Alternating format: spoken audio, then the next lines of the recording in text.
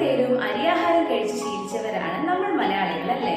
രാവിലത്തെ ദോശ, ഇടിയപ്പം, പുട്ട് ഇതൊന്നും കൂടാതെ ഉച്ചയ്ക്കും രാത്രിയിലും എല്ലാവർക്കും ചോറ് നിർബന്ധമാണ്. നമ്മുടെ കുട്ടികളും അതേ ശീലം തന്നെയാണ് ഫോളോ ചെയ്യുന്നത്. എന്നാൽ രാത്രിയിൽ ചോറിന്റെ അളവ് കൂടുമ്പോൾ ഉള്ള പ്രശ്നങ്ങൾ എന്തൊക്കെയാണെന്ന് അറിയാമോ? കാർബോഹൈഡ്രേറ്റിന്റെ ഇൻടേക്ക് കാരണം ഒരു പൊണ്ണത്തടിയിലേക്കും പിന്നെ ദഹനത്തിലുള്ള പ്രശ്നങ്ങളിലേക്കും പിന്നെ സ്ലീപ്പ് ഡിസ്റ്റർബൻസിലേക്കും ഒക്കെ ഇത് ലീഡ് ചെയ്യുന്നു. അത് നമുക്ക് എങ്ങനെ ഒഴിവാക്കാം? രാത്രിയിലുള്ള ചോറിന്റെ അളവ് വളരെ കുറച്ച് കട്ട് ചെയ്താലും ഒരു പ്രശ്നവുമില്ല. പ്രോട്ടീൻ റിച്ച് ആയിട്ടുള്ള ഒരു ഡിന്നറാണ് കുട്ടികൾക്ക് നമ്മൾ റീപ്ലേസ് ചെയ്ത് കൊടുക്കേണ്ടത്. Fruits, nuts, vegetables